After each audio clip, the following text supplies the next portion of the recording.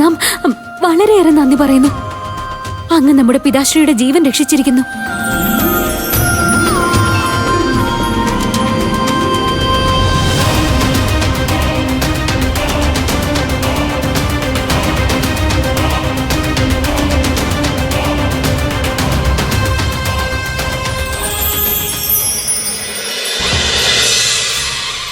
മൂന്നാമത്തെ മത്സരത്തിൽ വിജയായി തീർന്നിരിക്കുന്നത് അനൽ രാജകുമാരൻ. നാലാമത്തെ അമ്പെയ്ത്തിൽ വിജയായി തീർന്നിരിക്കുന്നത് ജലത് രാജകുമാരൻ. അടുത്തത് അഞ്ചാമത്തെ മത്സരം കുന്തമെറിയുന്ന മത്സരമാണ് അടുത്തത്.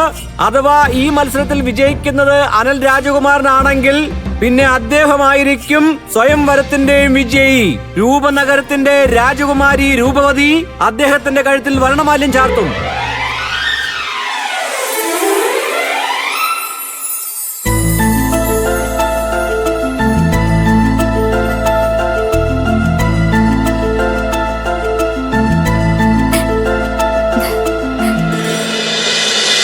അതിനർത്ഥം ആ വനദേവൻ നമ്മുടെ സമയം ലാഭിക്കുന്നതിന് വേണ്ടി സാങ്കല്പിക കവാടത്തിലൂടെ നമ്മെ കൊട്ടാരത്തിന്റെ ഉള്ളിൽ എത്തിച്ചിരിക്കുകയാണ്.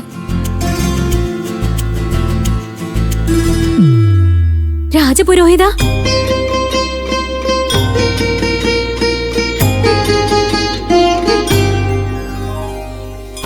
എന്താ പുത്രി, നിന്റെ സ്വയംവരത്തിന്റെ മത്സരങ്ങൾ നടന്നുകൊണ്ടിരിക്കുകയാണ്.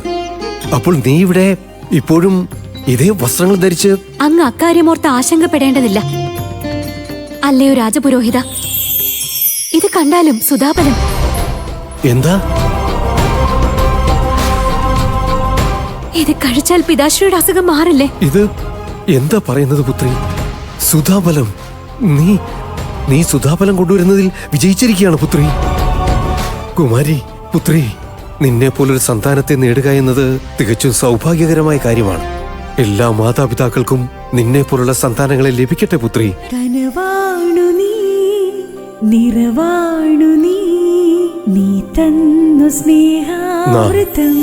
നാം നിനക്ക് നിറഞ്ഞ മനസ്സോടെ ആശീർവാദം നൽകുകയാണ്. ജീവിതത്തിലെ ഏറ്റവും കഠിനമായ പരീക്ഷണങ്ങളിൽ പോലും അതിജീവിക്കുവാൻ നിനക്ക് സാധിക്കുന്നതാണ്. വിജയം നിന്റേതാണ് പുത്രി. നീ ആശങ്കപ്പെടണ്ട. ചെല്ലു, വേഗം ചെന്ന് വസ്ത്രം മാറൂ. ഞാൻ കഴിയുന്നതും വേഗം മഹാരാജാവിനെ കൊണ്ട് ഈ ഫലം കഴിപ്പിക്കുവാൻ തയ്യാറെടുപ്പ് നടത്താം.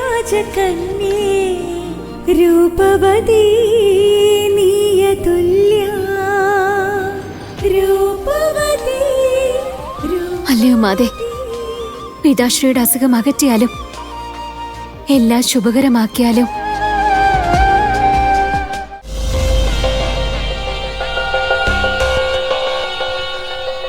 അല്ല, അങ്ങെന്താണ് ഇവിടെ? നാം അങ്ങേ തിരയുകയായിരുന്നു. ഇത് സ്വീകരിച്ചാലും എന്നിട്ട് രാജാവിന് ഔഷധം നൽകുമ്പോൾ ഇതുകൂടി കഴിപ്പിക്കുവാൻ ശ്രമിക്കണം.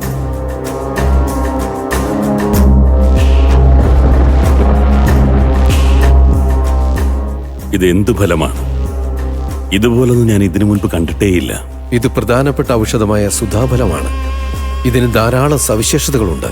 എന്തെങ്കിലും അസുഖം സുഖപ്പെടാതെ വരികയാണെങ്കിൽ ഇതതിനെ ഭേദപ്പെടുത്തുന്നതാണ്. തീർച്ചയായും നമ്മെ കൊണ്ട് കഴിയുന്ന അത്രയും വേഗം മഹാരാജാവിനെ കൊണ്ട് ഇത് കഴിപ്പിക്കാൻ ശ്രമിക്കുന്നതാണ്.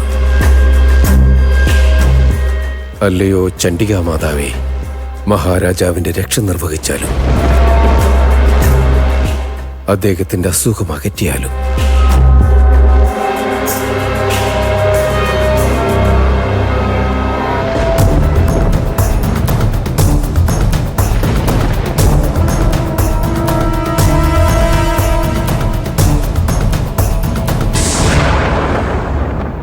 അരുന്ധതി, നാം നിന്നോട് എങ്ങനെയാണ് നന്ദി പറയേണ്ടത്?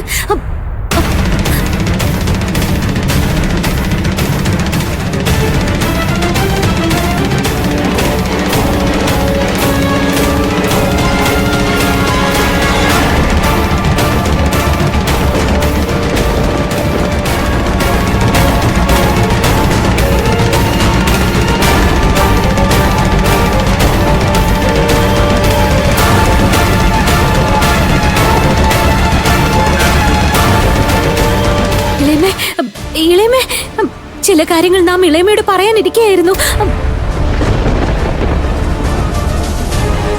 നിന്നോട് എന്തെങ്കിലും പറയുന്നതിന് മുൻപ് നാം അരുന്ധതിയോട് സംസാരിക്കാൻ ആഗ്രഹിക്കുന്നു.